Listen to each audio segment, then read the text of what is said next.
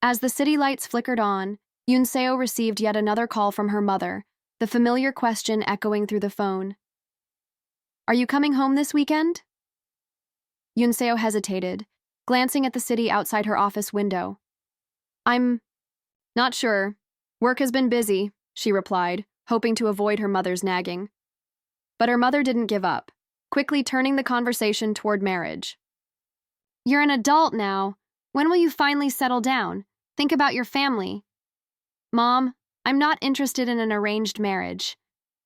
But her mother pushed harder, listing complaints and pressuring her to go on a matchmaking date.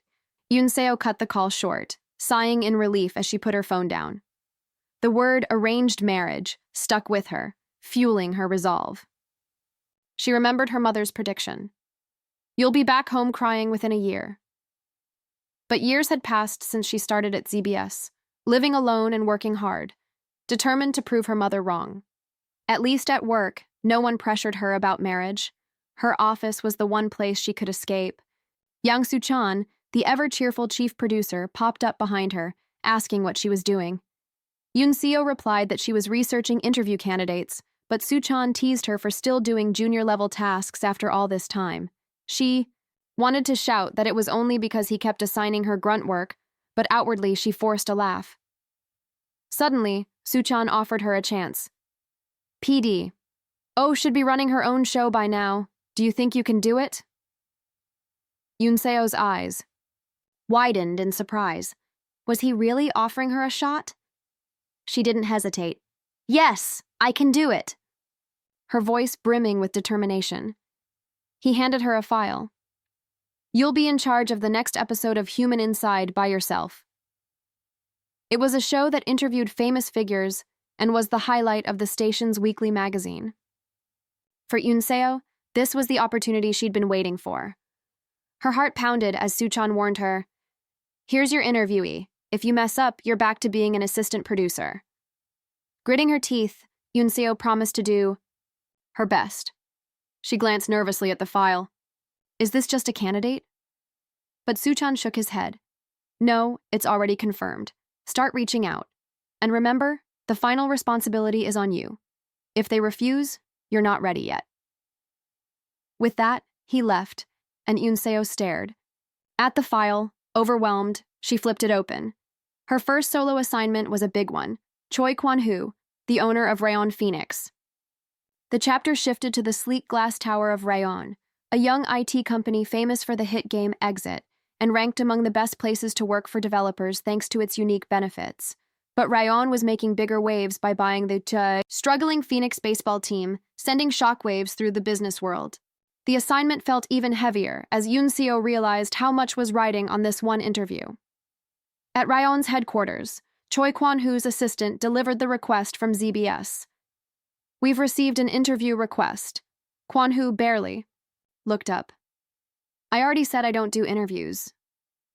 He was the kind of CEO who valued privacy and rarely appeared in the media. But when his assistant mentioned that your in-law's daughter worked at the station, there was a flicker of interest. Kuanhu remained cool, asking if the call was direct.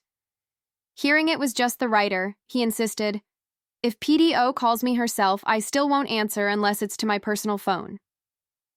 The assistant wondered aloud why he was being so stubborn, but Kuanhu only smirked. "They're the ones who avoided me first."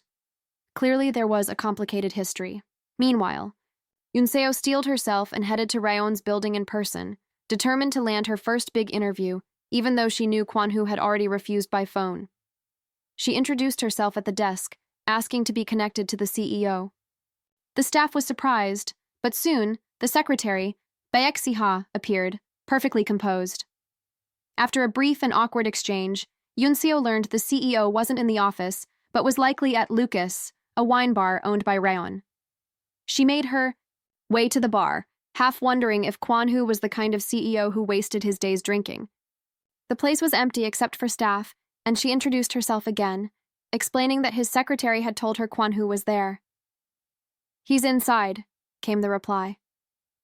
On the way to his private room, Yunseo asked if the CEO often came here. "Yes, he has a room he always uses," the staff said. She wondered just how often he escaped to this private space. Inside, Choi Kuanhu was calmly reviewing documents, his coffee untouched. Hearing he had a visitor, he looked up, surprised. To see Yoon-seo in person. "In-law," he greeted her, his tone playful. The nickname caught Yoon-seo off guard, making her tense up. "Stop," she said quietly. Kuanhu's smile faded. "Stop calling me in-law." For a moment, the air was tense and awkward, and Yoon-seo wondered if she'd said the wrong thing. But Kuanhu only leaned back and teased her further, suggesting that if he called her by name, she might get attached. Yoon-seo, flustered, quickly denied it, but before she could finish, he addressed her directly, "Yoon-seo." Yoon-seo let out a nervous laugh, clutching her bag. "Don't worry, that will never happen." But Kuanhu's calm voice cut through. "Yoon-seo." Her name sounded so natural from his lips that she froze, tension thick in the air. Kuanhu quickly regained his cool, leaning back. "Let's just stay in-laws." Yoon-seo forced a smile. "It's not like we're getting divorced." But she knew things weren't so simple. Leaving the room, Yoon-seo's thoughts raced. She'd promised herself not to care, but her sister's divorce was changing everything. Memories of the wedding of the century, the union of Taekang, and Haishin flashed through her mind. Now, rumors of divorce threatened to make their split just as legendary. Back at the Haishin estate, tension reigned. The family patriarch slammed his fist in anger. "Those Taekang bastards!" Soo-jung's mother, trembling, pleaded with her daughter to reconsider divorce, but Soo-jung, calm and resolute, stood her ground. "I'm taking this to court." At dinner, Yoon-seo sat stiffly, the meal more like an interrogation. Soo-jung spoke up, her voice gentle. "Don't go through an arranged marriage like I did. Marry for love." Their mother bristled, but Soo-jung insisted.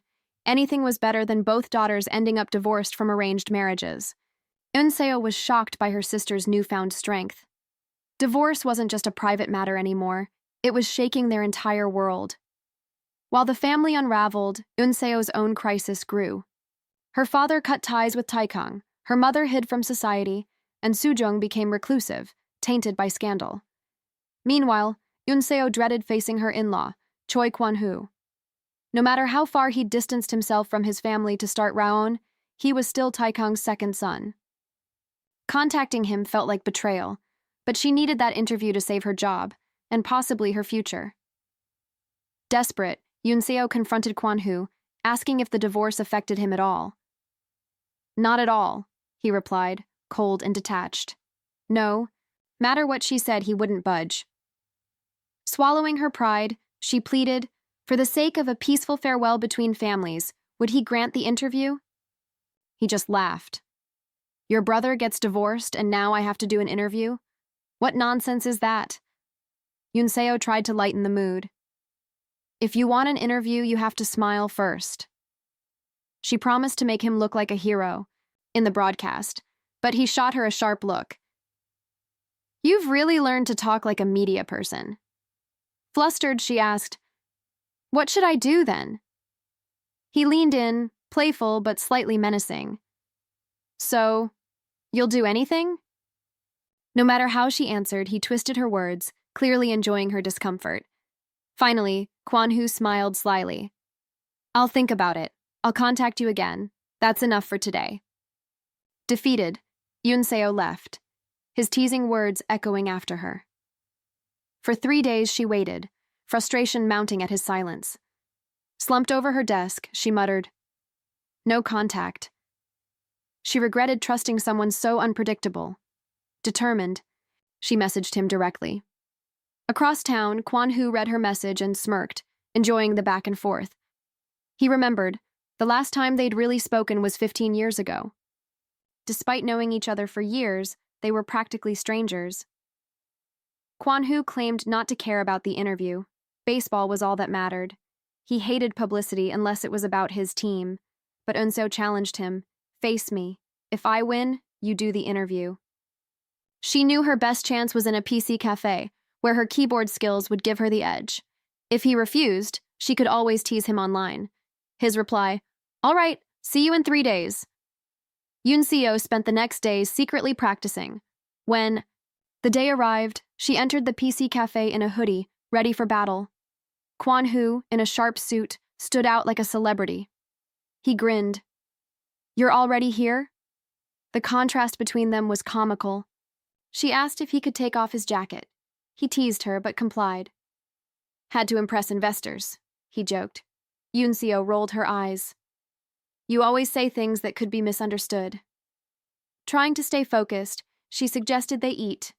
First, she hadn't had dinner yet. Kuanhu looked at her and smirked. Eating together?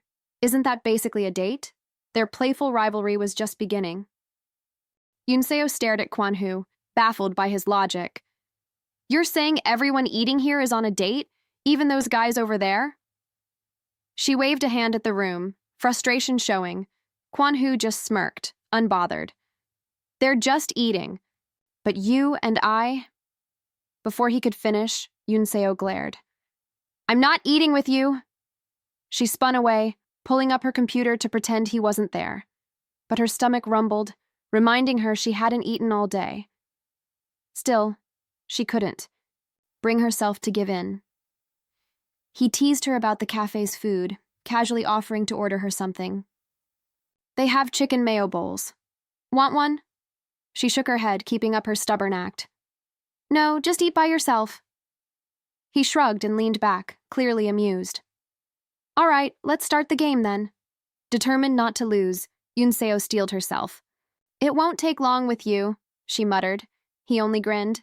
Don't make excuses when you lose. As the game started, it quickly became clear she was no match for him. He racked up 16 runs in no time, while she could only stare at the scoreboard in disbelief. Shoulders slumped. She felt her confidence evaporate. Kuanhu reminded her, baseball isn't over until the bottom of the ninth. I know, she replied quietly, trying to hide her embarrassment. 2. Boys behind them marveled at the gap. Man, your boyfriend is ruthless, one laughed. Yunseo forced a tired smile. He's not my boyfriend, she said. But they didn't buy it. She tried again. We're in-laws. Blank stares. What's that supposed to mean? She sighed, wondering why she was even explaining this to strangers. Kuanhu jumped in, his voice a little too casual. Technically, that's someone you could marry. Yunseo shot him a horrified look. What is wrong with this guy? Walking out? Of the cafe, her mind was spinning. The chance for her interview felt like it had slipped through her fingers, lost in misunderstandings and Kuanhu's teasing. He caught up, flashing a sly smile. I paid for the game, by the way. Thanks, she replied awkwardly, still thinking about how she'd explain all this at work. He studied her, then asked, So, you're just going to leave? She hesitated, caught off guard. He pressed further. Wasn't the interview important to you? Annoyed, she snapped. Do you enjoy this, in-law? Is messing with me really that much fun for you? He only shrugged. I just say what's true. She clenched her fists. You might not care about this divorce, but it's a huge deal for me. Please, just be more careful with what you say. Kuanhu's expression softened slightly. There's no harm in being careful, I guess, he admitted. Yunseo tried to read him, but gave up. Whatever. I'll be going now. As she turned away, he called out, Wait, want to play something fairer? She stopped, surprised by the sudden offer. You're serious? He nodded, a rare hint of sincerity in his voice. The baseball game wasn't fair for you. Pick. Any game. A bit of hope flickered in her chest. Give me a second. He checked his watch. You have 1 minute.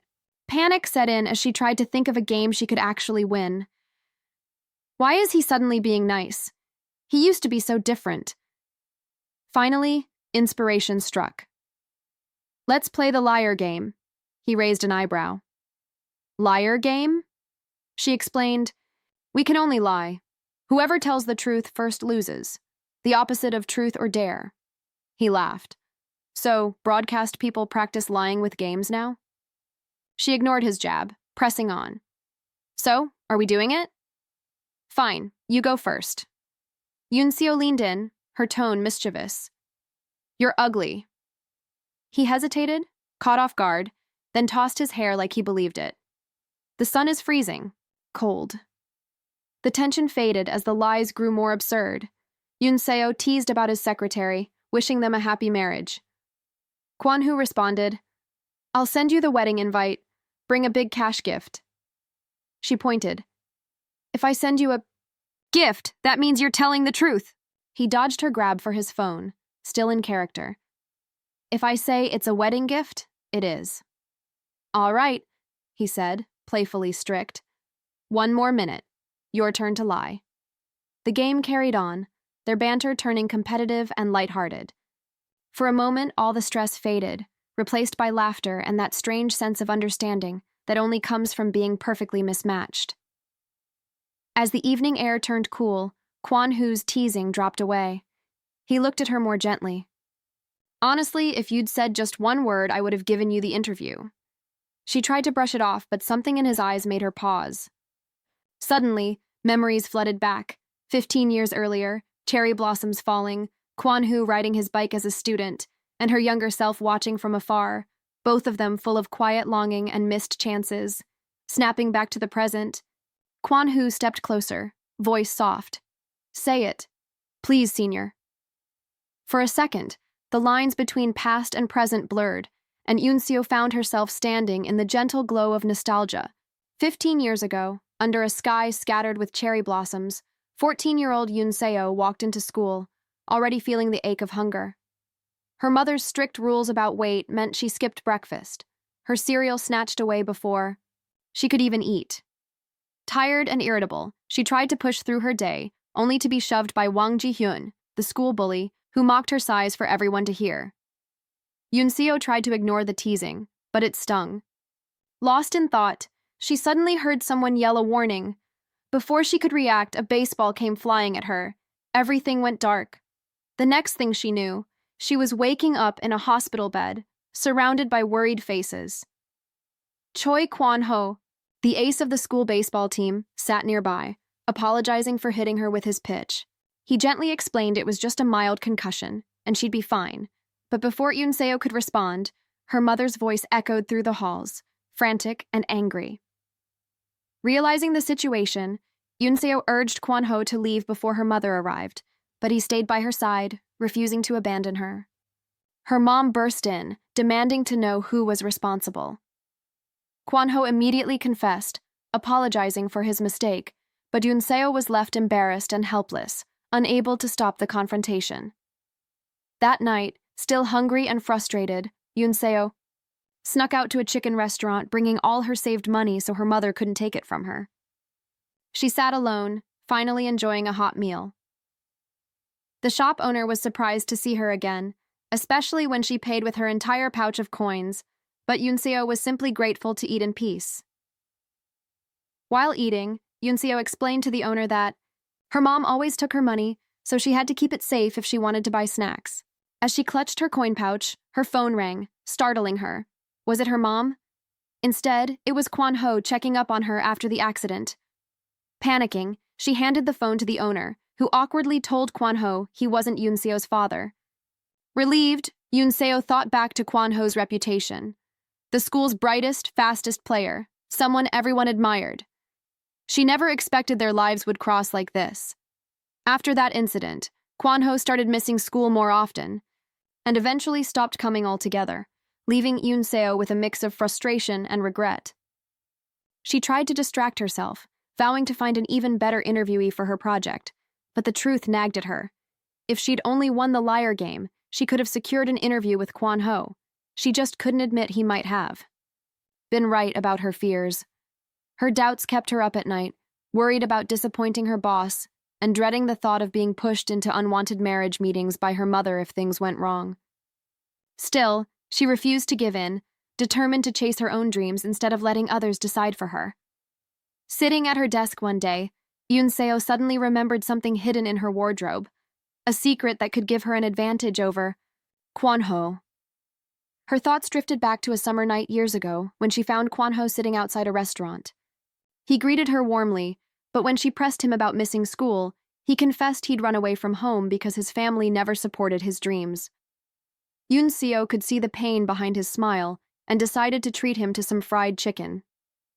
They ate together. Yoon Seo asked how he was managing. Kuanhu admitted he was working part-time and staying wherever he could, struggling but determined not to give up. He shared that baseball taught him nothing was decided until the very end. No matter how hopeless things looked, anything was possible if you kept going. Yoon Seo reflected that most people called that kind of hope a dream, but Kuanhu was determined to chase his anyway. She quietly asked when he was planning to leave, not ready to say goodbye. Moved by his vulnerability, Yoon Seo offered Kuanhu her entire savings, handing over her precious coin pouch. In that gesture, she gave him not just her money, but her heart, a silent love letter. But her first love ended quietly, leaving behind only a simple loan agreement and an unspoken promise. A clear blue sky stretches above the Leon building, sunlight flooding through sleek glass windows. Inside, the president's assistant arrives with a letter. "President, your in-law's young lady sent a letter." The president, wary, asks, "Why?" The assistant simply suggests he check it himself. As he takes the letter, memories flood back, painful, unresolved. He feels a bittersweet relief. At least she hasn't given up on the interview yet. A flashback lingers. "If only you'd said one word, I would have given you the interview." Her wounded face haunts him. She thinks, if you were going to end it with that expression, it would have been better to just curse at me. In the present, he finds a familiar chicken restaurant flyer inside the folder. "You still kept this?" he murmurs, surprised she held on to it all these years. The flyer is like Pandora's box, unlocking a wave of nostalgia and regret. Meanwhile, Yoon Seo can't shake her guilt. Are their old memories just chains holding them back? The scene shifts to the ZBS broadcasting station cafeteria. Most people lose their appetite under stress, but Yoon Seo is starving. She eyes her pork cutlet, telling herself she'll just exercise later. But as she picks up her fork, her phone buzzes. Choi Kuanhu is calling. Her heart skips a beat, knowing it's about the promissory note. Uncertain, she hesitates before answering. She tries to sound casual as she answers. Kuanhu bluntly asks where she is, catching her off guard. Annoyed by his abruptness, she thinks he must have forgotten all. His manners. Trying to end the call, Yoon Seo says she's eating and asks to talk later. "You must be at a restaurant," he notes, and simply replies, "Okay." She's left confused, wondering what he's really after. Back at her table, Yoon Seo guesses he's calling about the note. There's no way he'd ignore something that important. Just then, she's startled. Kuanhu himself walks into the cafeteria. She freezes, panicked. She thinks, "I need to run." But before she can escape, he finds her. Teasing, he tells her to finish her meal. Flustered, Yoon Seo insists she's done. He glances at her plate and jokes she'll turn into dried radish strips at this rate. She fires back, calling him mean as ever, and he grins, saying she curses so politely. Her thoughts are interrupted by the arrival of PD Yang and his crew. Panic. If PD Yang sees her with Kuanhu, rumors will start. "Let's get out of here," she urges, dragging Kuanhu away. He teases her about having a secret lover, but she snaps back, shutting him down. Outside, the tension builds. "We're standing in the perfect spot to cause trouble," Yoon Seo warns. "You're really making me want to hit you." He just shrugs, reminding her she sent the note to his workplace first. Trying to lighten the mood, Yoon Seo forces a smile. "I didn't think you'd care, but you remembered." Kuanhu grows serious. "There's no need to repay me 100 times. Yoon Seo won't give in. "Just give me an interview." In her mind, 2 million won multiplied by 100 equals a fortune, but for just one interview it seems fair. Still, she insists on repaying it fully. He shakes his head. An interview is enough. She pushes back. She wants to repay him with something more valuable. He laughs. "Then give the interview first, we'll talk about the rest. You can't split it like that." She calls after him, but he just smiles. Look forward to it, in-law, how I'll repay you 100 times over. As night falls, Kuanhu sits at his desk, deep in thought. His assistant notices his restlessness and asks if something's on his mind. Kuanhu muses, how exactly do I repay this so it truly feels like 100 times? The assistant says bluntly, if you borrowed money, repay it with money. Kuanhu feigns offense. It doesn't suit his delicate nature. Maybe, he suggests, Kuanhu could repay with something truly precious. Kuanhu's eyes light up. Changing the subject, Kuanhu asks for the list he requested. The assistant hands over a folder, names of people with bad blood against Chairman Choi, potential buyers for his shares. Kuanhu weighs his next move. The narrative shifts to business headlines. Rayon, a small gaming company, has bought a struggling baseball team. The media makes it look glamorous, but behind the scenes, most directors were against it. Rayon was too small, but Choi Kuanhu swayed the decision by personally promising to cover 30% of the costs. His dedication made all the difference. In the office, his advisor breaks the silence. Why not ask PD Oh Yoon-seo for help? Kuanhu considers it. His advisor suggests a deal, give her the interview, and in return, ask her to persuade her sister. He adds that even a major league player is a fan of human inside, making the interview even more valuable. Kuanhu is hesitant. Using Yoon-seo feels wrong. He remembers when she lent him money so he could go to America, a kindness he never forgot. Now everything is tangled and complicated. Flashback. 5 years ago, Kuanhu returns to Korea for his brother's wedding after 10 years in the US. He feels frustrated and lost, resentful but dutiful. He knows it wasn't really his brother's fault he quit baseball, but he still needs someone to blame. Did I really fly 14 hours just for this? He wonders, feeling foolish and out of place. Turning to leave, he bumps into a woman in a pink dress who apologizes in a rush. Their hands meet, an impulsive touch, and the world seems to stop. He looks at her, stunned. You, he says, recognition dawning in his eyes. She stares back, cheeks flushed.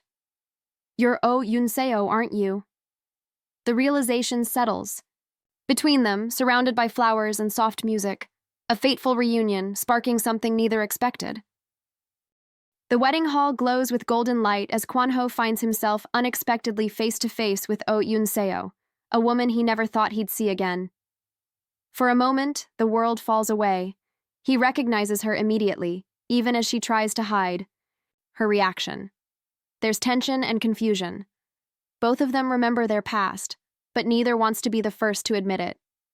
Trying to break the awkwardness, Kuanhu reminds Yoon-seo of their middle school days and the lucky pouch she once gave him. But just as things start to feel familiar again, his older brother Kang-hoo interrupts. Surrounded by bodyguards, Kang-hoo's presence is overpowering, and suddenly, the atmosphere shifts. Under the weight of family expectations, Yoon-seo quickly steps back, pulling away from the brief moment they shared.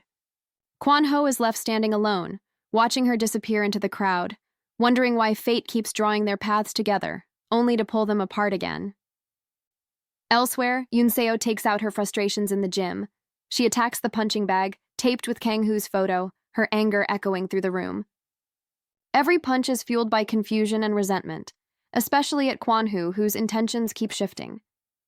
He said he'd pay her back with an interview, but now insists on money instead.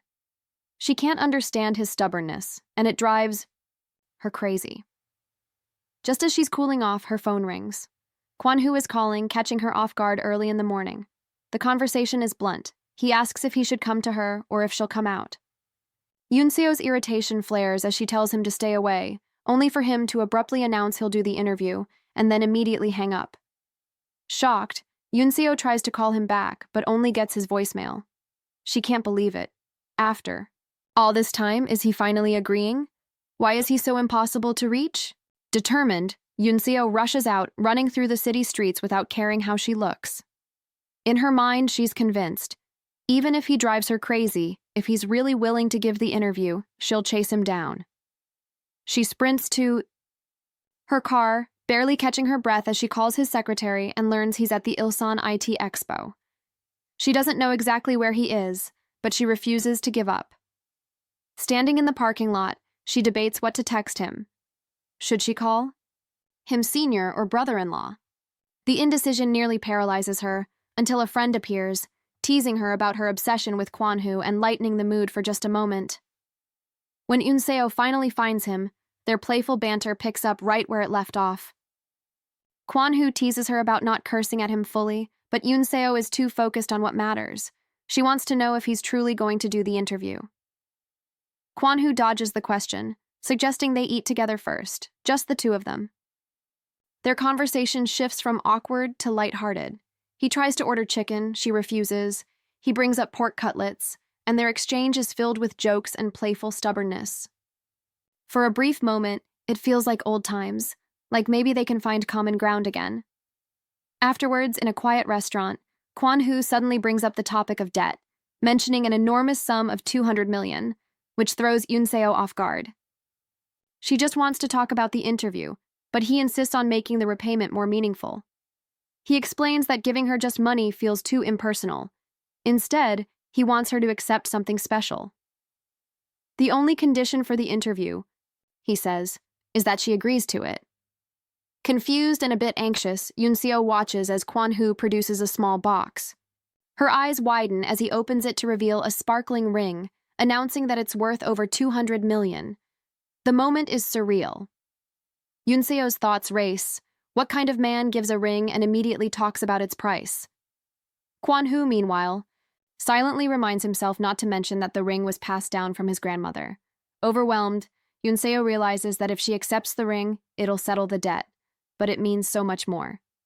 Memories flash back of the times they sat at opposite ends of the table, acting like strangers despite being in-laws. But now, Kuanhu looks at her with sincerity, determined to be honest for the first time. He tells her that the ring will be the starting point for something new, a sign that their relationship is about to change. He hopes that, in time, they'll be able to reach each other. Silence hangs between them, charged with anticipation and uncertainty.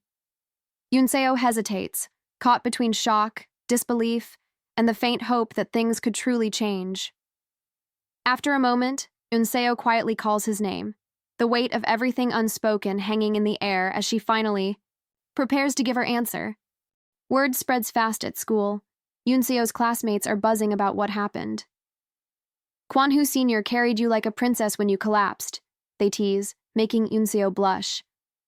The girls giggle, calling him strong and princely. Flustered, Yunseo can't help but briefly picture Kuanhu as the prince in all their stories. Deep down, she admits that ever since he caught her after the baseball accident, she sometimes imagined moments like that, him confessing to her, just like a fairy tale. But 15 years later, reality feels nothing like a fantasy. Now, across a restaurant table, Kuanhu doesn't offer flowers, but a wedding ring.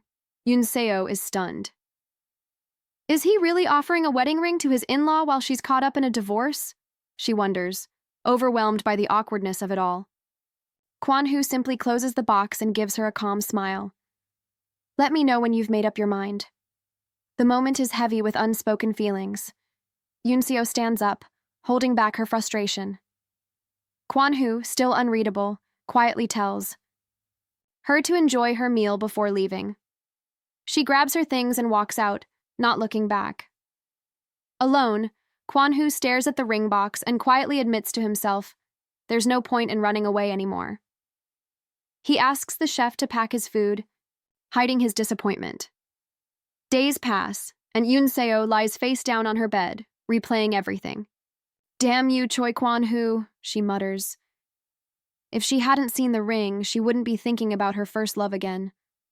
Now, with the interview depending on that ring, she can't shake the decision from her mind. Should she accept it for the interview or refuse and leave everything behind? Maybe she could just borrow it for now, then give it back. Unable to sleep, Yunseo finally decides to act. It's petty, but what else can I do? She sighs. She'll need to update Producer Yang on Monday. Gathering her courage, she texts, "Can we meet now?" Her phone buzzes almost immediately. Kuanhu replies, "Sure, come to Lucas." She barely has time to hesitate before rushing to get ready. Arriving at the bar, Yunseo is greeted by A man who says Kuanhu just finished playing golf and must be tired. She's surprised. Kuanhu was always a baseball guy, not a golfer. The man wishes her a good time, flustering Yunseo, who tries to clarify, it's not like that. Embarrassed, she realizes he was just being polite and apologizes. Suddenly, Kuanhu appears and startles her. She asks when he woke up, but he teases that she was loud enough to wake anyone. Flustered, she protests, but he just smirks and tells her to be more positive instead of always denying everything.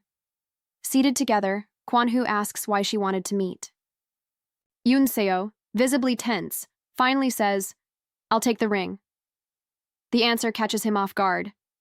Really? He asks, surprised. She nods and tells him to keep his promise and do the interview. Kuanhu grins and agrees.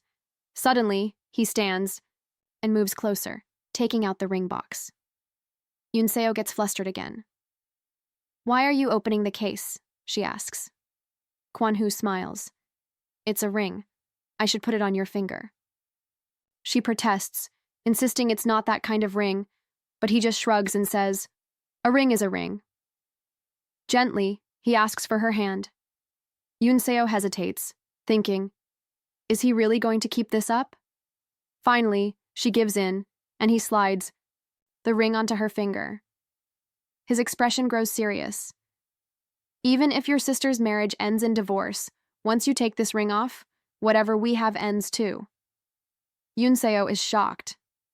She pulls her hand back and looks at the ring, wondering, what makes it so special? If you take it off, that's goodbye forever, Kuanhu says quietly. She thinks to herself that their relationship was bound to end after the divorce anyway, but now she's unsure. Could everything really end just by removing a ring? She looks up, voice trembling. You're saying you'll never see me again? She asks. Kuanhu nods, answering calmly. Yeah, I'll act like I have amnesia and forget your name. The words sting. Frustrated, Yunseo fires back. Fine, me too. But before she can remove the ring, Kuanhu gently grabs her wrist, stopping her. I don't want you to take it off just because of your sister's divorce, he says. If Taegang and Haitian become enemies over it, what other reason could there be? Then softer, he tells her, take it off when you don't have feelings for me anymore. Yunseo's defenses finally crumble, and she looks at him, vulnerable. Why are you doing this to me? She asks quietly. Kuanhu meets her gaze, honest and unwavering. Because I want to keep seeing you. Kuanhu looked straight at Yunseo, voice low but sincere. I want to keep seeing you. Those simple words hit her like a tidal wave. Her heart skipped a beat. Was this his way of confessing? Not knowing how to respond, she grabbed her things in a fluster. I'm leaving, she stammered, desperate to escape before her emotions could betray her. But as she turned, her steps faltered. In an instant, Kuanhu caught her, pulling her into his arms. Careful, he said softly. She froze, cheeks burning, completely surrounded by his warmth. He didn't let go. Instead, with a teasing glint in his eye, he whispered, I'm holding you. What do you think's going to happen if you move? Like that? Yunseo's thoughts spiraled as he leaned in, smile playful. Running away mid-conversation? That's a bad habit. Trying to regain composure, she demanded. Then take back what you said. He raised an eyebrow. What do you mean? Flustered, she shot back. Those weird words about wanting to see me. The tension between them lingered. Awkward, heavy, unspoken. But even with her right there, it felt like a wall stood between them. If only he hadn't gone to America. If he'd returned earlier, before the wedding, would things be different now? Could he have broken that wall? All he could say aloud was, sister-in-law. But Yunseo didn't back down. Eyes firm, she warned, don't mess with me, just because you agreed to the interview. I won't go easy on you. Kuanhu gave a faint smile as she turned away. Still, you're not giving up on the interview. Wait till I contact you.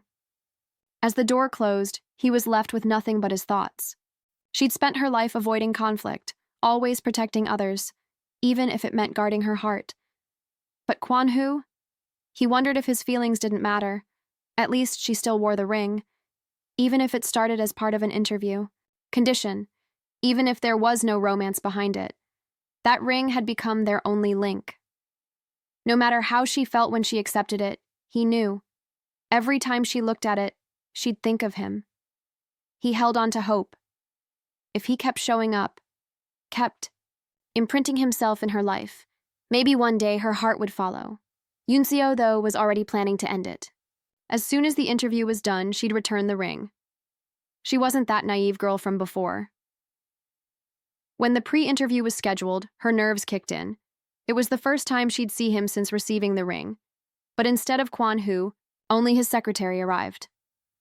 CEO Choi is busy, but he'll personally review the questions, the man said politely, handing her an envelope. He wrote these himself, for your eyes only. Yunseo blinked. What was this? Some kind of secret message? She opened the envelope and read the first rule. Don't mention my handsome face. It's embarrassing. Her eye twitched. Was he seriously joking? The next line shifted the tone. Don't talk about my family. If you do, I'll bring up the divorce. We'll go down together. She winced. And then, the last line, don't mention I used to play baseball. He was avoiding everything real. But could she blame him? After ignoring him for 5 years, did she even have the right to dig deeper? She sighed. All right, we'll leave it out. The secretary nodded. Thank you. As he left, one of her co-workers leaned in. I wanted to see the second son of the Taikang group in person, but he's not as handsome as I thought. Yunseo smirked. He looked like a prince in photos. Then came the teasing. I wonder who his first love was. Producer, can't you ask him? Just pretend it's for work. No way. Yunseo recoiled. That night drained, she collapsed onto her desk. As if my sister's divorce wasn't enough. Now I have to think about Kuanhu, all because of this stupid ring. Just as she was about to unwind, her phone lit up. A video call from Choi Kuanhu. Eyes. Wide she stared. Just checking if you're still wearing the ring. She glanced down. There it was, still on her finger. Confirmed, he said with a small smirk. See you on filming day. But before he could hang up, she stopped him. Wait. He paused. What is it? She bit her lip. Almost whispering, she added, when this airs, you might get a call from someone you haven't seen in a long time. There was a pause. His tone suddenly heavier. Then came the question, one that left her stunned.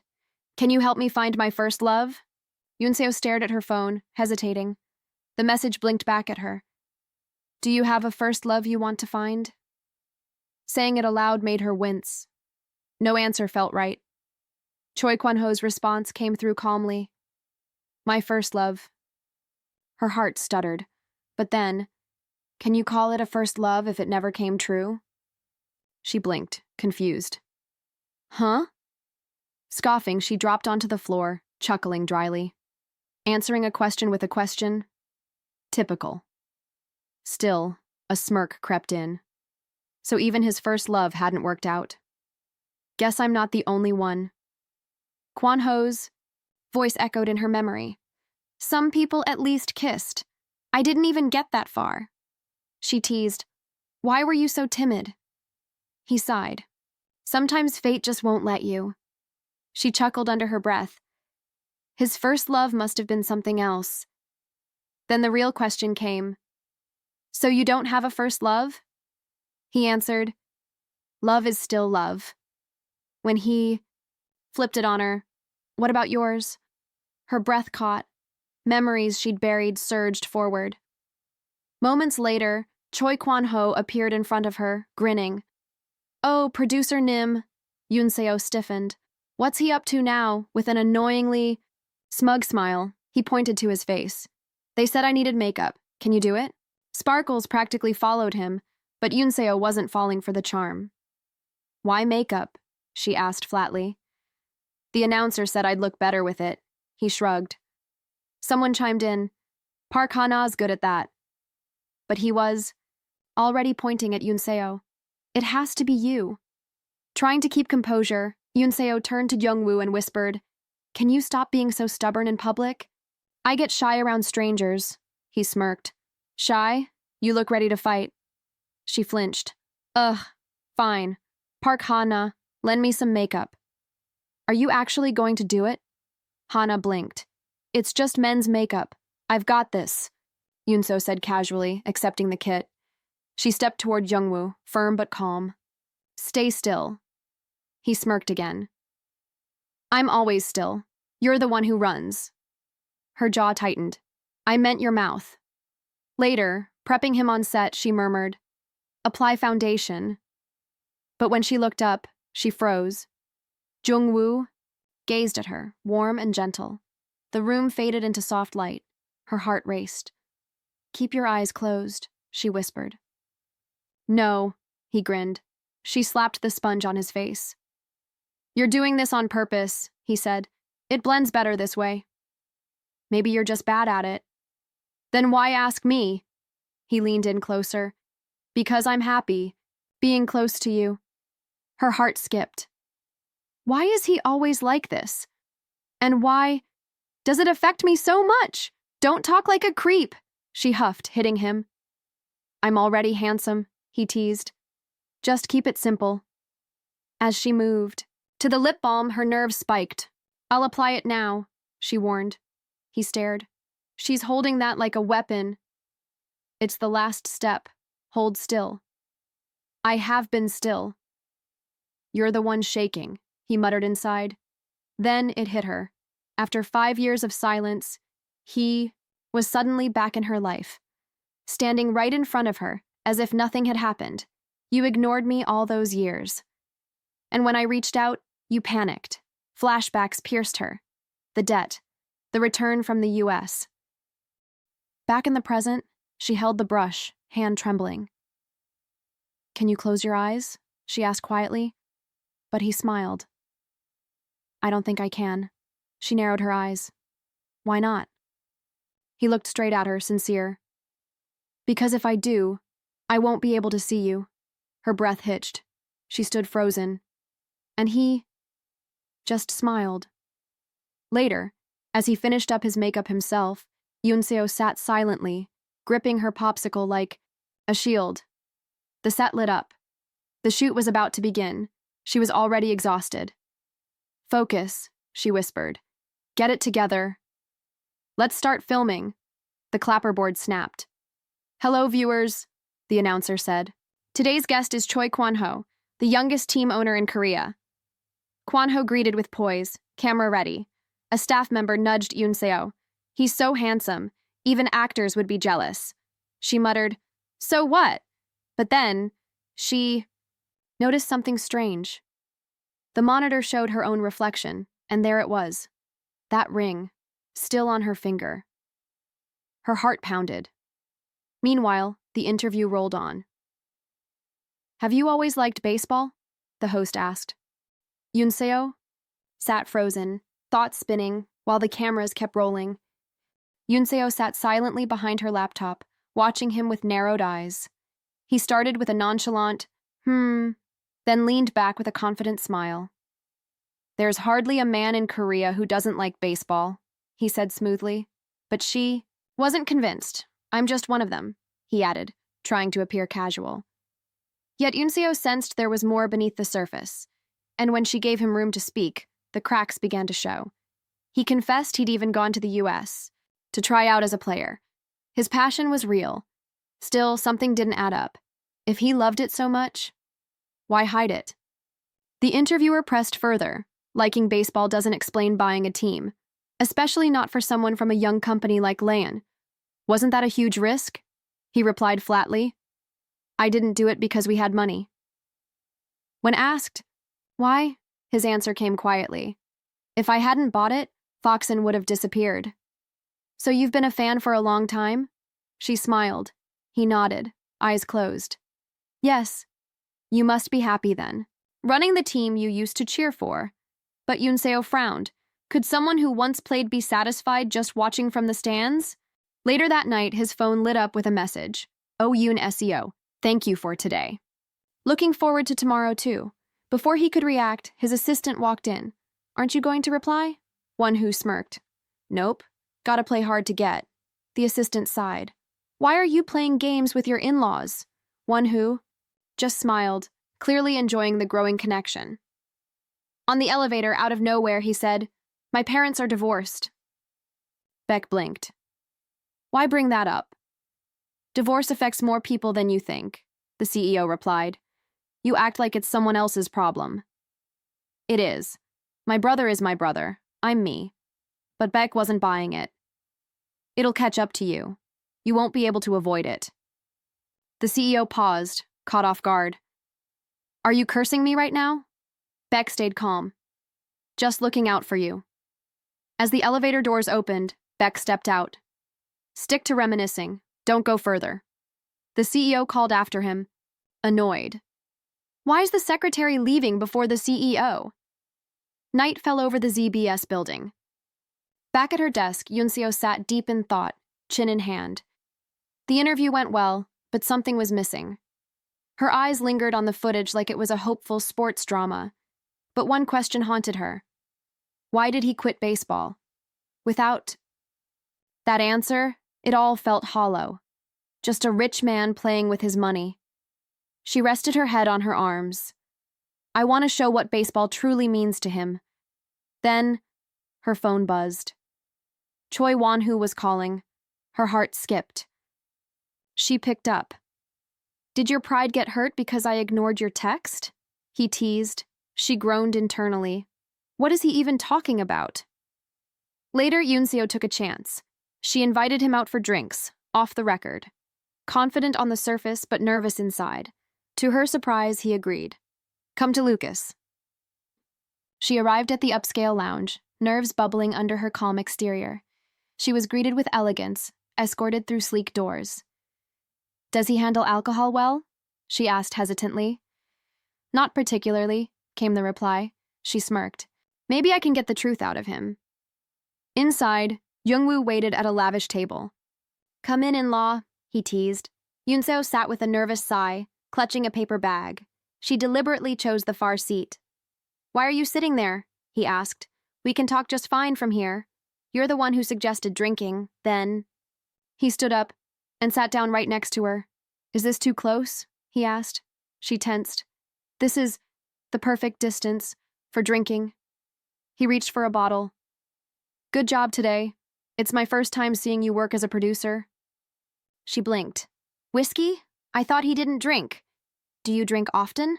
She asked. I'm the weakest in my family, he admitted.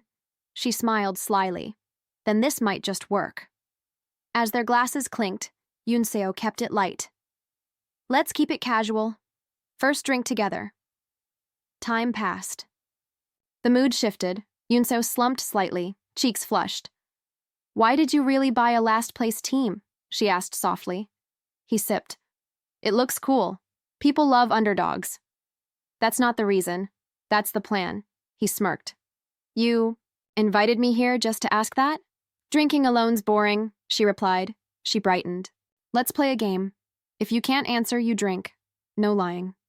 He chuckled. I was going to say the same. Her first question.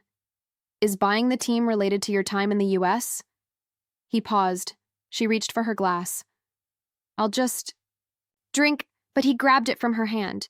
You haven't drunk yet, so you have to answer. She slammed her hands down. If you don't, I'll drink everything. He leaned back, amused. She's drunk.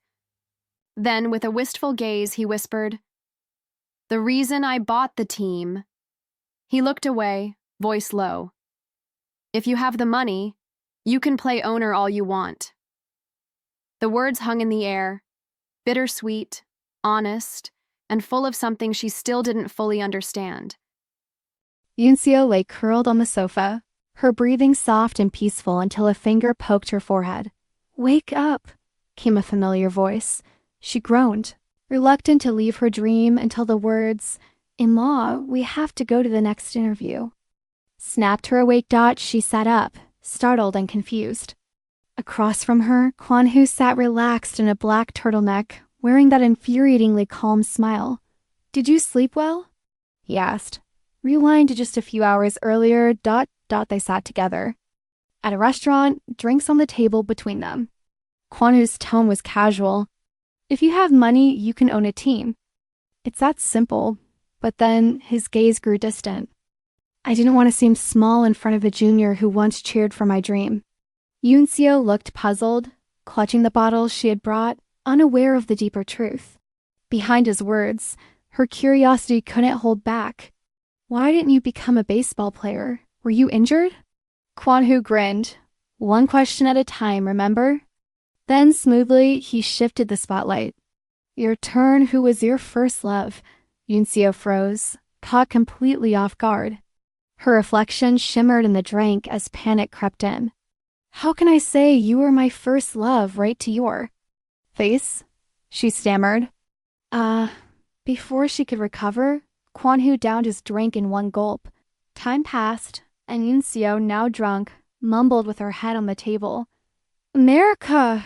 What did you do in America? Kuanhu looked at her quietly. You held out for a while. Like a true PD, she had suggested this drinking session to make up for unanswered interview questions, but now she was out cold. Leaning over her, he gently tucked her hair behind her ear. I lived under the name Richard Choi, he murmured. A friend named Kumar helped me back then, he sighed. I worked endlessly, and after 8 years, I finally reached the major league. His eyes dimmed, but one day before my debut, it ended. Fist clenched, he added. Maybe that's why I couldn't abandon the Phoenix players, because I saw myself in them. He looked down at Yunseo's sleeping form. They had nowhere else to go. Just like I once didn't. Then silence. The next morning, the scene shifted to Rayon's home stadium, filled with the sounds of training. Players moved behind safety nets. Kuanhu, now wearing a Phoenix jacket, stood at the edge, calm and composed. Yunseo had dressed casually gone was her usual PD uniform. As she watched the field, her thoughts wandered. If no one finds out, we drank all night. Not that anyone would care. Beside her, a colleague pointed excitedly. One shot of Choi throwing a ball would be perfect. Don't you agree, PDO? But she refused immediately. We're not filming CEO Choi playing baseball. Why not? He's got the body of a pro athlete, her colleague pushed. Because he asked to focus on the players, she said with finality. Still, as her gaze lingered, a quiet thought surfaced.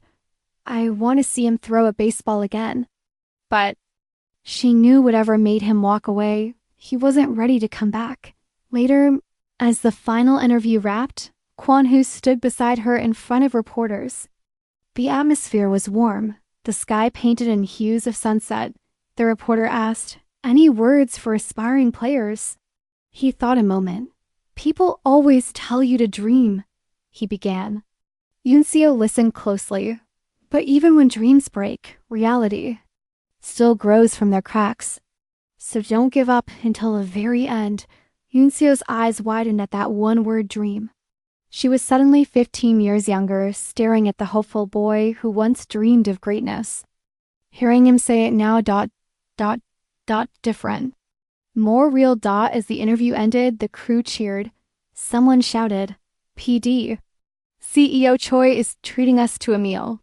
I need to finish the edit tonight, Yunseo said, turning to leave but stopped when she saw him laughing with the team. A thought struck her. If this airs, Tak-hung might see it as betrayal. She approached. CEO Choi, can we talk? He smiled. Sure. His manager interrupted. Talk at the restaurant, Yunseo sighed. Hurry up and just come. Outside in the dim parking lot, she took a breath. I need to ask. What will you say to your family about the interview? He was caught off guard. Why do you care? Because they might get mad at you. She laughed nervously. They wouldn't hit a grown son, right?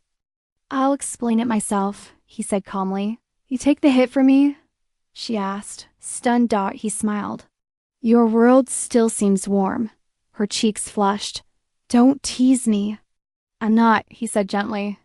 But if you're really... I'll go with you. Why? She asked. His smile deepened. You wouldn't meet me for no reason. So I have to keep making them. She blushed. Then if you run out of reasons? He didn't answer right away.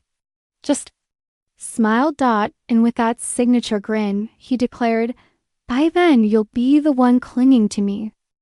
At ZBS headquarters, the day doesn't start with a warm coffee or easy smiles. It starts with pressure. Heavy, cold pressure.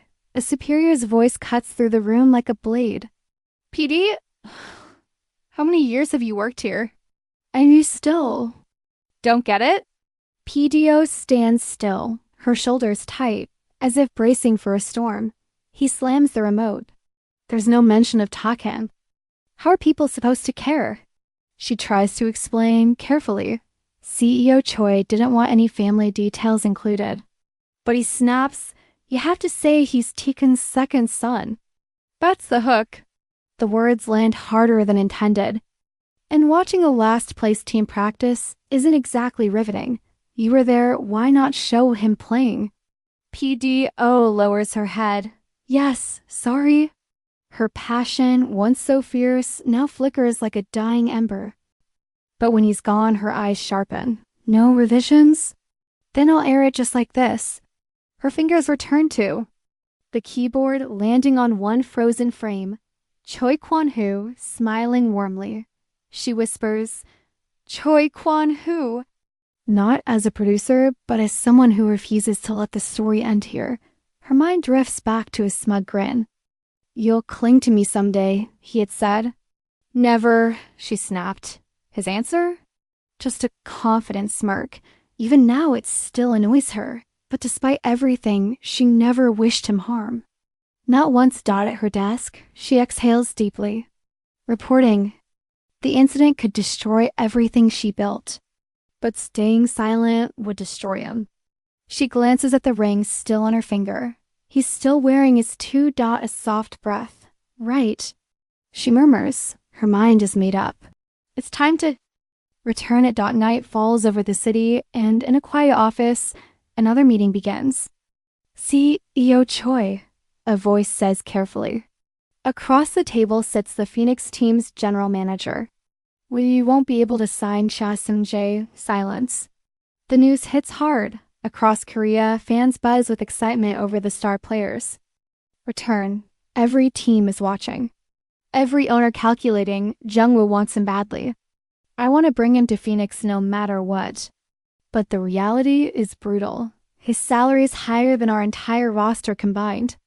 Hashim Unions is offering 15.5 billion won over 4 years. Secretary Beek reports. Jungwoo scoffs. Of course, my father-in-law.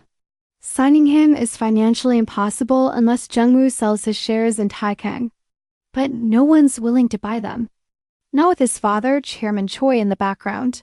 Everyone's afraid of crossing him. Even for me. He leans back, frustration mounting until something shifts in his expression.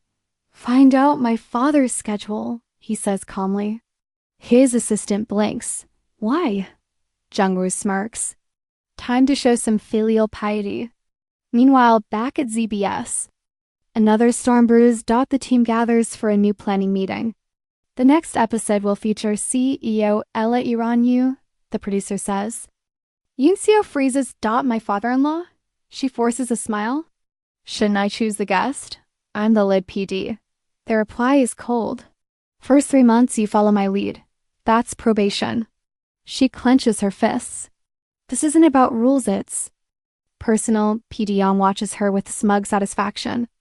Having trouble, rich girls? He taunts. She doesn't flinch. She won't give him the satisfaction.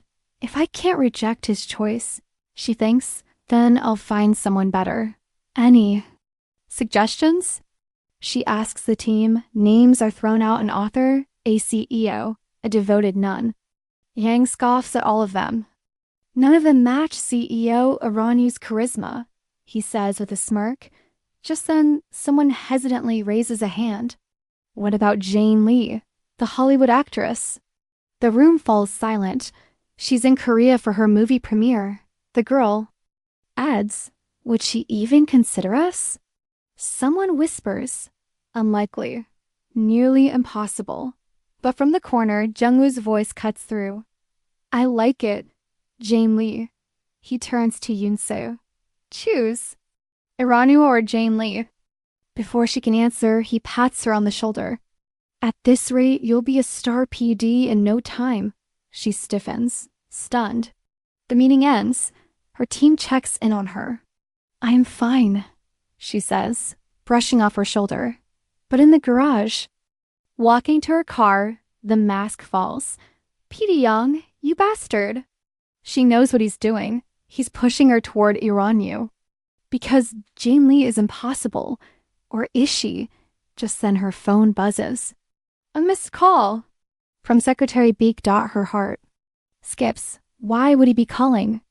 As she tries to shake the thought, the phone rings again. Hello, this is Secretary Beak from Roan. I saw your missed call, she replies. It's about the interview, he explains. Someone posted a picture of CEO Choi online, and it went viral. Her eyes widen. He's trending. We just wanted to confirm there's no conflict, he says. She scrolls to the post. Thousands of likes. He's really popular, she mutters, but her smile fades. It's good publicity, but his face being everywhere before the broadcast. That's risky. Meanwhile, across town, a phone call ends with 6 quiet words. The CEO is in the hospital. Yoonseo's breath catches. What? The hospital? Yoonseo burst into the hospital, her footsteps echoing with urgency. Spotting Secretary Beak in the hallway, she rushed over, breathless. PDO? He blinked in surprise.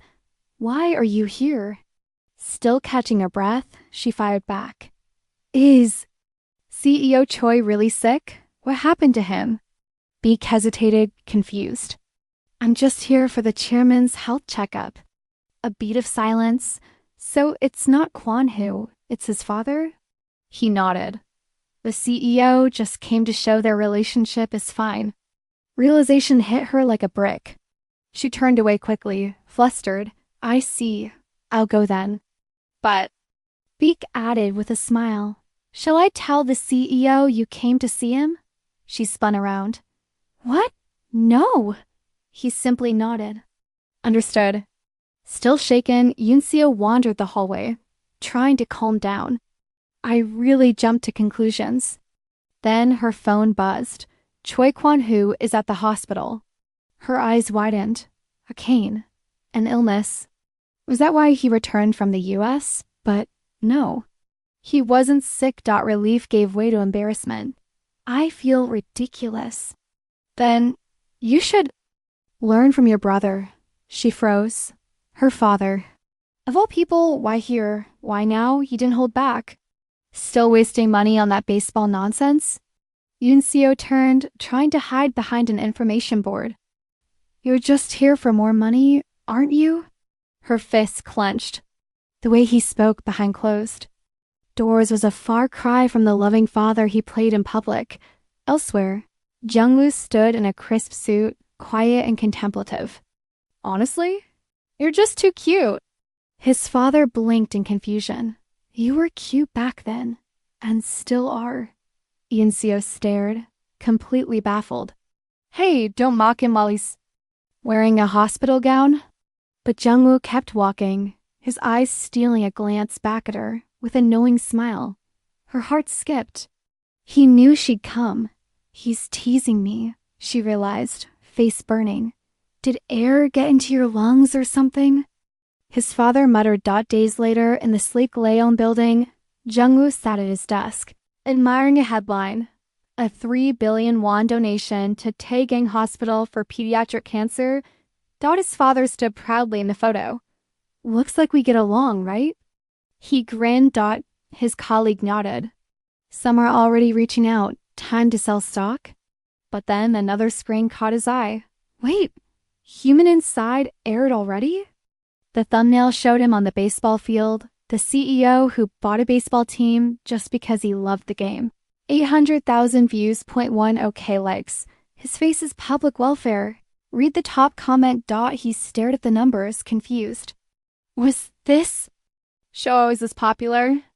No, his colleague replied, and aired the same day as the hospital article. That night, back at the Taekang estate, the mood was tense. His father's voice roared. Of all shows, why that one? Jungu walked in, calm. I knew I'd get summoned eventually. His mother covered her face. His older brother stood silently. The patriarch unleashed his fury. Get out of the country. Don't come back until your brother's divorce is finalized. Jungu remained composed. I can't shut down my business just like that, and I'll shut it down for you, his brother intervened. Father, calm down. Jungu added quietly, I'll talk to Kuanhu and fix this. But as he turned to leave, his father shouted, If you walk out now, I'll erase you from the family registry. Jungu didn't react.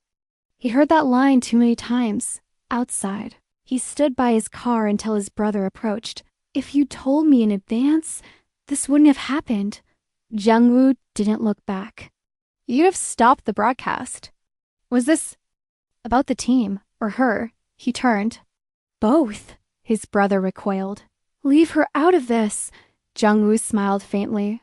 You already knew, just like father. A perfect heir. He drove off into the night.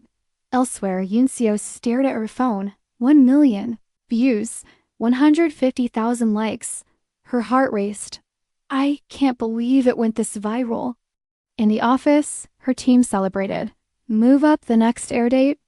She sat quietly, still, processing it all. Back at home, lounging on the couch, she whispered, I'm actually thankful to P.D. Young. Suddenly, her phone rang. Choi Kwan who. Why now? She picked up, happy about going viral. She teased, but his tone caught her. Off guard, YouTube. He replied distantly. What's with his voice? He didn't joke. I just feel down, he admitted. She sat up, stunned. What happened? Trying to lighten the mood, she said. Didn't know in-laws could feel this way. But his voice remained serious. If I met you before the wedding. If you called me even once back then. A pause. Would I have turned out different? Yunseo froze. The silence between them said more than words ever could. Yunseo stared at her phone, heart pounding. Is he drunk? Acting like this, in-law. On the other end, Jungu sat alone in a dim room, beer in hand, surrounded by newspapers. You're way too late, he muttered without looking up. A bitter silence followed. Then Unseo's voice cracked through it. You're right. Too late. All right. Sleep well, he said, ending the call. Yunseo dropped back onto her bed, phone still in hand. Even when she left him speechless, it didn't feel like a victory. Is sadness contagious? She whispered into the empty room. The next morning brought clear skies, but no clarity. Her viral interview had reached the last people she wanted. Her parents. They told me to come home immediately. Young boy stood frozen in front of the gate, clutching a school newsletter. Behind him, a man urged him forward, but he didn't move. Then a voice called out, You're Sihu, right? Hello, in-law. In-law? She echoed, puzzled. I came to see my sister-in-law. Then go inside and meet her. Why are you standing outside? She asked. He hesitated. I couldn't bring myself to press the bell. Yunseo gently smiled. Oh dear. She knew his sister had practically raised him in place of their absent parents. But now divorce had built a quiet wall between them. Yunseo reached out and pressed the doorbell herself. Soo Young, her younger sister, opened the door in surprise. Taekang's youngest came to see you, she whispered into the intercom. Silence, then a cold reply. Tell him to leave. Soo Young flinched. But he came all the way here. Her sister's voice came again firm. This is for Sihu's future. With slumped shoulders, Soo Young turned back to him. Thank you for coming, she said gently. But as she began to leave, he called out, Wait. She turned. Can you give her this? He asked, holding out the folded paper with trembling hands. Later, Yunseo stepped outside, reading the note. An open class? She murmured. Her sister appeared. Did you at least talk to him properly? He's in 5th grade, she added dismissively. He asked me to give you this, Yunseo said, holding up the newsletter. Throw it away. What? Sis, wait. Yunseo chased after her, but was suddenly frozen by a sharp voice behind her. Yunseo, you. Their mother stood in her pajamas, eyes blazing. What are you doing at the broadcasting station? Cue the next lecture about marriage. That evening, under the streetlight, Yunseo sighed. In the end, it's always the same lecture. She turned to go home until something in her pocket stopped her. Siwoo's newsletter. Her sister had told her to throw it away. But she couldn't. Someone has to go to the open class, she murmured. But how do I deliver it? Suddenly it clicked. Ah, I'll ask that guy. Cut to a quiet cafe.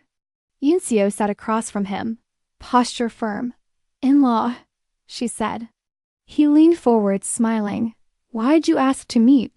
To give you Taikang's youngest newsletter? That's it. He blinked. Dropping into his seat, he sighed. Seriously? Why give it to me? She asked. I was gonna give it to my sister. You take it. An open class? She read aloud. Pass it to the in-laws, he said casually. They won't go anyway, Yunseo replied. What? He asked. They leave everything to secretaries, she added flatly. Then why did Sihu come looking for his sister-in-law? He shrugged. My brother and I turned out fine. Yunseo didn't look convinced. That makes me even more worried. He leaned in. Then you go, in-law. What? Why me? She stared at him. You're his brother? Sihu has more than just me as a brother. But still, he smirked. Your brother's busy with his divorce. Huh, I doubt it, he teased. Can't you just say you'll go? She snapped out. He went quiet. Then, with a nostalgic tone, our parents never showed affection. They were raising heirs, not children. He looked at her, his voice softer. But you, oh Yunseo, you're still kind. Then, standing suddenly, he announced, All right, let's go. Yunseo blinked. What? Just like that, he grinned. But you're coming too. In front of G department store, Yunseo stepped onto the plaza, scanning the polished glass exterior. She wandered into the women's section, flipping through jackets with a distracted frown. An open class. What do people even wear to that? She wondered, biting her lip dot before her thoughts spiraled further. A calm voice cut in. All right, let's go. She turned and there he was. Jungu, casually confident, already standing beside her. But you're coming too, he added with a smirk. Yunseo blinked. He's doing it again. Finding excuses to hang out. Back at the racks, Yunseo eyed price tags with horror. Since I'm going as a guardian, I should dress properly. But these prices, why is everything so expensive? Still grumbling, she followed Jungu into Louis Charles, a high-end boutique. As they passed the luxurious display, Yunseo paused. Well, I'm here. Should I get Choi Kuanhu a gift? He helped with the interview. She browsed through ties until one caught her eye subtle elegant. Please wrap this one, she told the clerk. Just then, she heard the unmistakable sound of heels. Aren't you Yunseo? A voice called out. Her heart sank. Wang Jihayan. Of all people, the girl who'd shattered her life from middle school to college stood there, arms crossed, lips curled in amusement. Are you ignoring me? Before Yunseo could respond, the clerk returned. Customer, your package is ready. Jihayan's eyes locked onto the bag. Wait, is that for Kuanhu? Yunseo kept her cool. Not your business. But Jihayan pushed harder. Did you include Kuanhu's interview in the divorce settlement between Tiaokong and Haoshin? Yunseo froze. Her grip on the bag tightened. Jihayan knew exactly where to dig. There's no way he would have agreed to that interview otherwise. Not while his brother's divorcing your sister. Her words struck like daggers. Don't respond. If you answer, you lose, Yunseo reminded herself. Trying to walk away, Jihan blocked her path. Feeling guilty and running away? Still, Yunseo didn't stop. Head held high. Fuming, Jihan turned to a store clerk. I'll take the same tie that woman just bought. Scene shift. The elementary school gate. Yunseo stood among parents, her presence awkward. I look like a fake guardian, she muttered. Why is he taking so long? Then a tap on her shoulder. Were you waiting for me? Jungu teased. She jumped. Don't sneak up on people like that. Then her eyes narrowed at his. Outfit? Why are you dressed like that? She grumbled. You look so boring. Jungu only chuckled. Take off your jacket and put this on, she ordered, handing him a box. A gift? He asked, raising a brow. Just for the interview, she replied, avoiding eye contact. He held out the tie. Put it on me. What? Do it yourself. But he leaned in, voice teasing. If you don't, I'll be disappointed. Suddenly, her imagination bloomed roses, sparkles, the works. Flustered, she snapped out of it. In front of a school? Are you serious? I don't know how to tie it. You do it. Storming off, she left him scrambling. Wait, I'm cold. Inside the classroom, whispers spread as they entered. W-O-double. Who are they? One boy scowled. Another muttered. He looks like a celebrity. All eyes were on Yunseo and Jungwoo standing side by side, unintentionally stealing the spotlight. Later, outside class 5-2, a younger student frowned. Why did you come, second brother? That's what I want to know, Jungwoo replied. With a grin, the kid was unimpressed. If your parents can't come, the older brother should. But all I got from him was scolding. Jungwoo shot back. Yunseo cut in. So you're acting out just to spite him? That's childish. The boy turned to her, betrayed. He just called me childish, and you're siding with him. Frustrated, he walked back into class. Jungwoo smirked. Guess he's mad his sister-in-law didn't show up. Yunseo sighed. Just act like a proper brother for once. Jungwoo grinned. You really want me to? She folded her arms. Yes, please. All right, he said coolly. Wait here. Yunseo watched him walk off. Wait, why is he going into the classroom? The open class is over. Panic hit? No way. I have to stay for class. Then boom, the classroom doors flew open. Jungwoo stood proudly, holding the kid like a trophy. The hallway echoed with footsteps as Jungwoo calmly commanded, let's go back to the classroom. Yunseo followed, a little breathless, teasing, skipping school for a day won't kill you.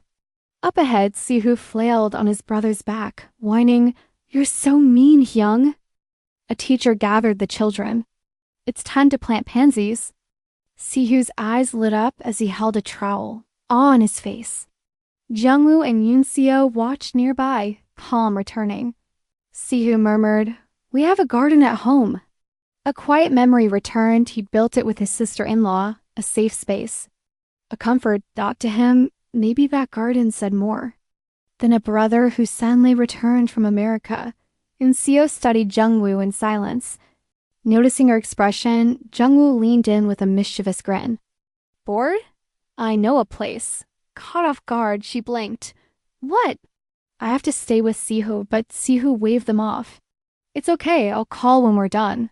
Still hesitant, Yunseo tried to decline, but Sihu mumbled, being with you two makes me shy. The words stunned them both. Suddenly, Jungwoo grabbed her hand. Let's go. She stumbled behind him, cheeks flushed. I can walk myself. Let go. But he only grinned.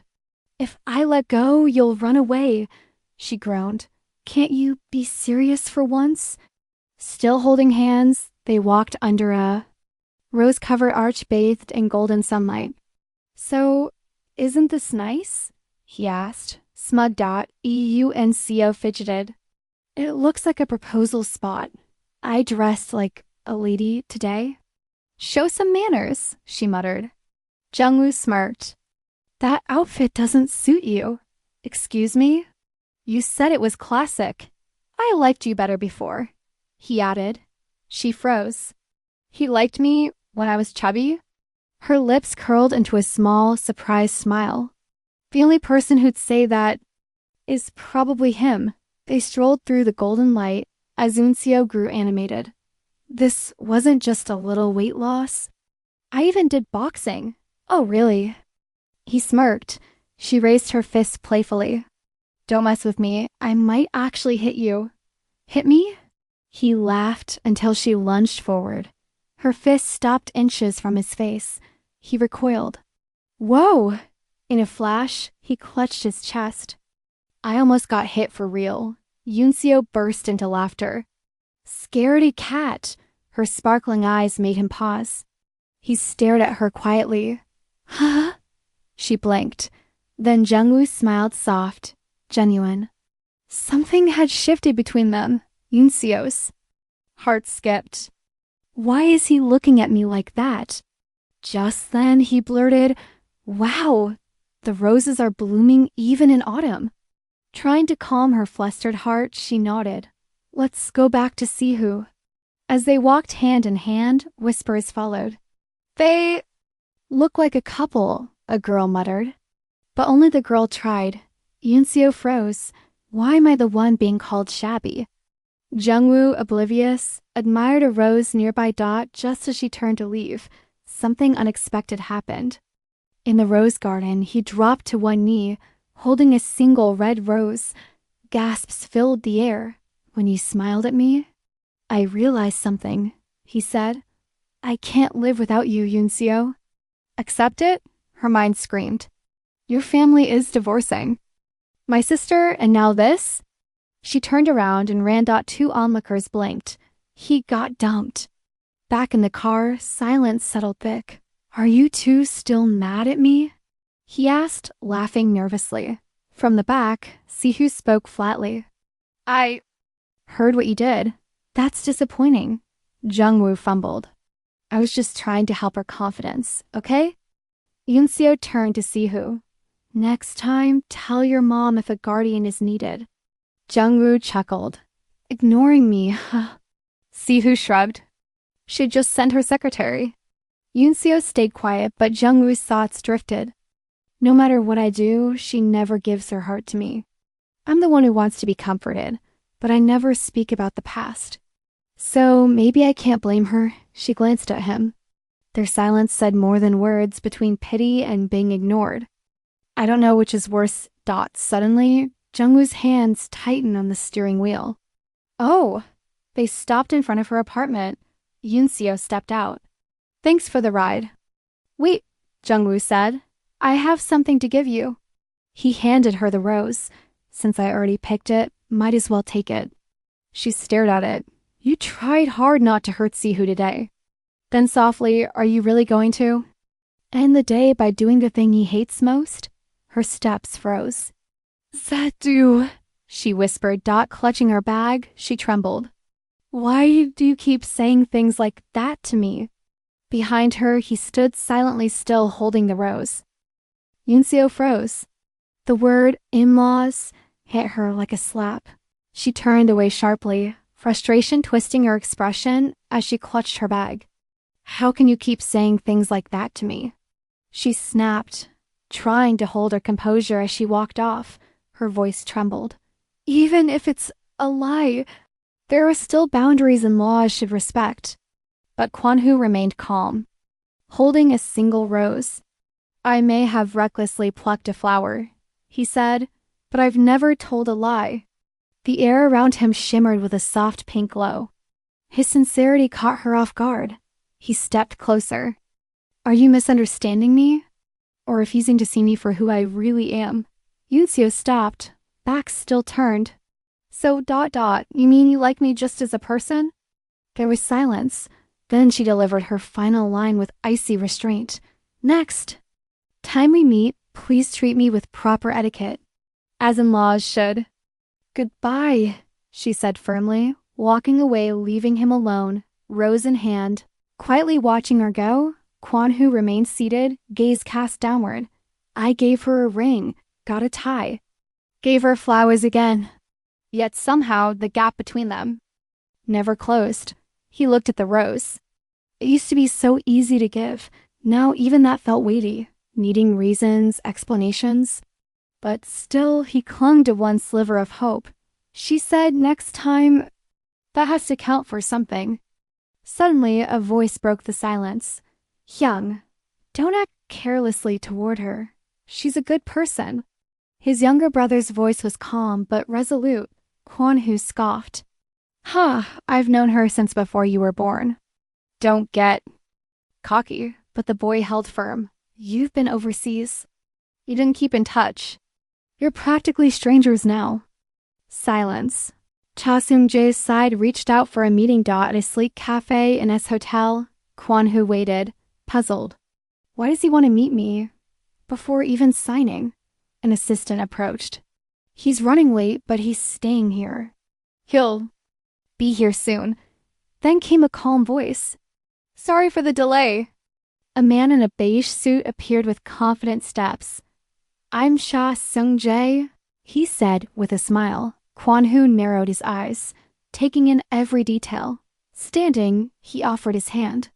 Choi Kuanhu, owner of Rayon Phoenix. They shook firmly. I saw your human inside interview, Cha said. Impressive. Tension filled the air instantly. Kuanhu kept his cool, but thoughts raced. What's this guy's deal? Then came a subtle jab. You're wearing the same tie as me.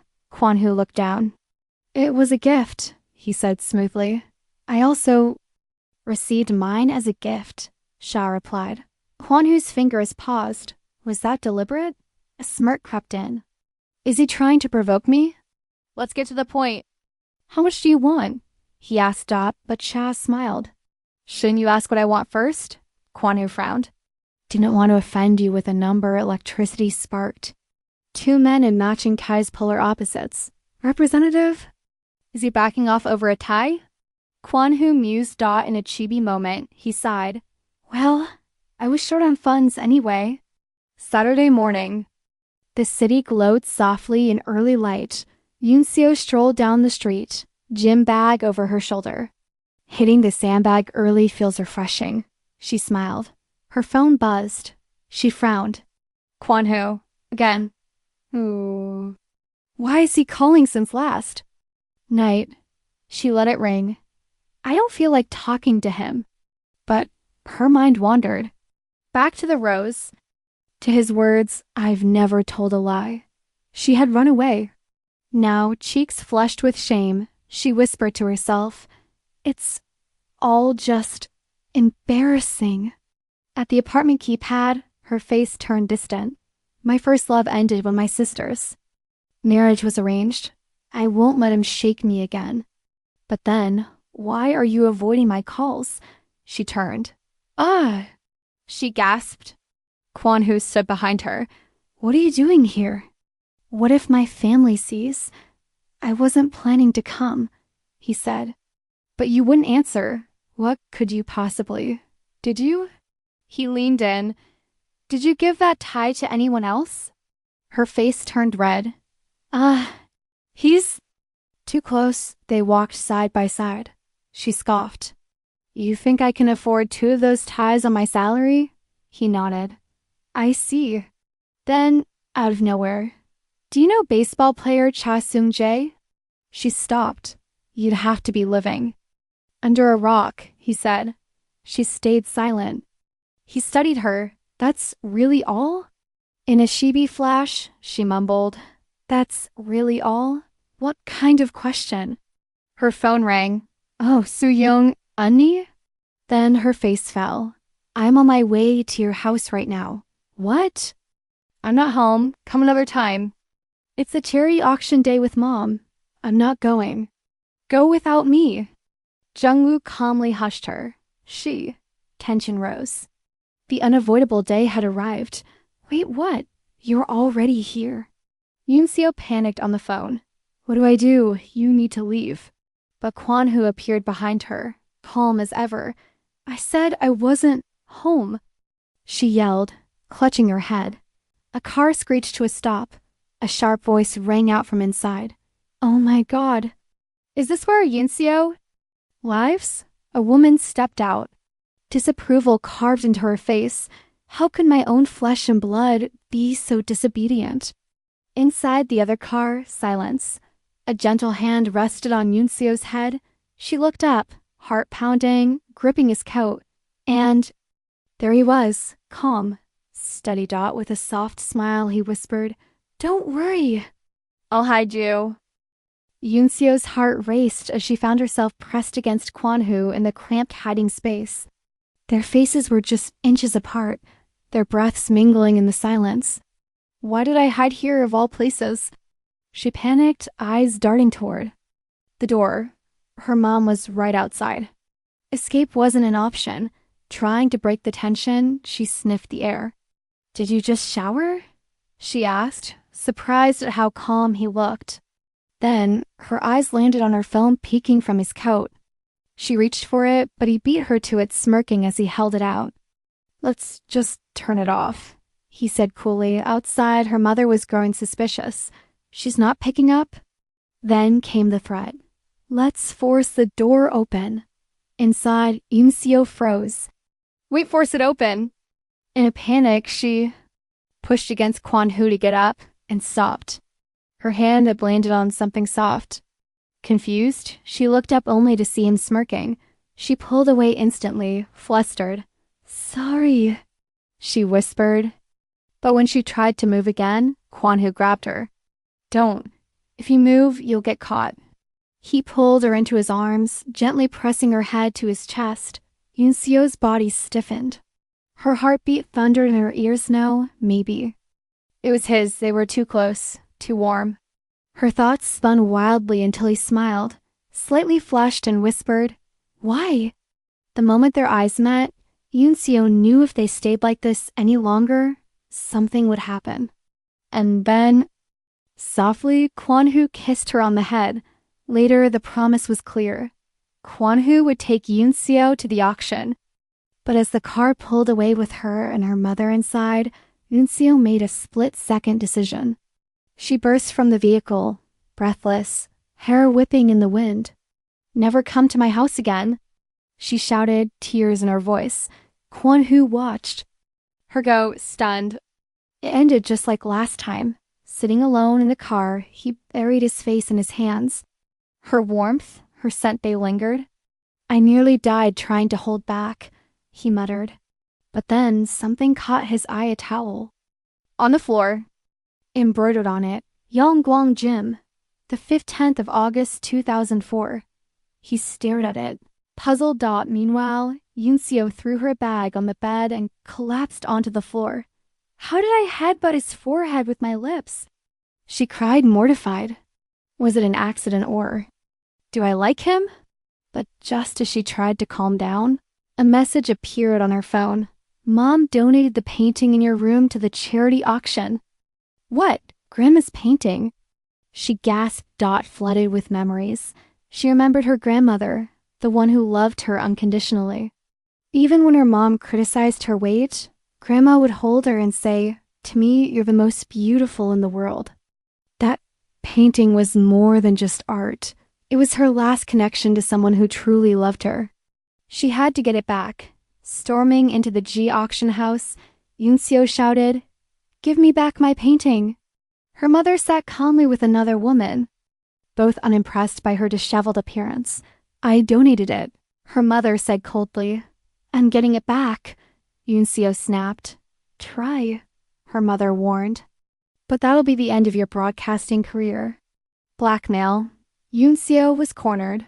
"Fine. Will you pay for it?" "I will," her mother smiled. "If you go on a blind date." Yunseo laughed bitterly. "So that's why you messed with my painting?" The auction began. As Yunseo sat nervously, the announcer introduced the first piece, the late Nam Young-ho's Spring Day. Her eyes widened. It was her grandmother's painting. The starting bid is 5 million. Won. The price skyrocketed 15, 20, 30 million. Then 50. Yunseo panicked. She couldn't keep up. Then a calm voice called out, 70 million. Everyone turned. It was Cha Seung-jae, the famous baseball player. Yunseo's breath caught in her throat. Why was he here? As the auctioneer counted down, another bidder hesitated. Until Yunseo suddenly shouted, 100 million. The room fell silent. All eyes on her. Yunseo's voice rang out, full of desperation. Annie, you said you'd lend me the money. But her mother just gave her a cold look. I said I'd help, but not for something this outrageous. You made this decision, so you need to take some responsibility. You'll have to pay for half. If you go on the arranged date, I'll give you the money. Yunseo glared, her anger barely contained. You really have no shame. But her mother just turned away. If you change your mind, call me. Stared at the painting supposedly worth 20 million, but she bid 100 million in a reckless moment. Still, she knew something inside her pushed her to do it. Suddenly, she spotted him, unexpected, almost like fate. Oh, Yunseo, he said, trying to sound casual, but the tension was obvious. What a coincidence seeing you here. He looked at her closely, lowering his voice.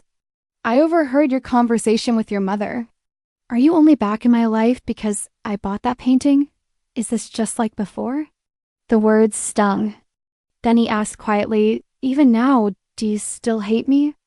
A painful silence hung between them. Finally, Yunseo answered, her voice trembling. I do. You deceived me. You betrayed me. That hasn't changed. Elsewhere, the negotiations between the Phoenix baseball team and their rivals grew tense. In a cafe, the operations manager and another man pored over contract files. Director Cha. The president said not to worry about money, just draft the contract, so I did. Is it impossible to match Heishin's offer? The manager. Pressed, both lost in thought. But behind the business was something personal. Old resentments simmered memories of awkward meetings, and that expensive tie both Yunseo and Wang Ji-yoon had bought on the same day. The suspicion wouldn't let go. Did Cho Seung-jae return to Korea because of Yunseo? Determined, the operations manager suggested a compromise. Let's change the contract to 1 year 3.5 billion. On average, we'll still be the highest paying. Team, the president was surprised. Why just 1 year? He answered, it's better to have him for a short time than not at all. Besides, Cho Seung-jae would prefer a 1 year deal. He watched the president closely. I saw the desire. In his eyes, he added. Now he needed to find out what Cho Seung-jae was really after and make the most of it. Back in our world, Yunseo walked slowly through a parking lot, head down. Her loan application had been denied. The bank wouldn't accept her jewelry as collateral. Her car wasn't in her name, so that wasn't an option. She wondered if there was anyone who would lend her money without asking questions.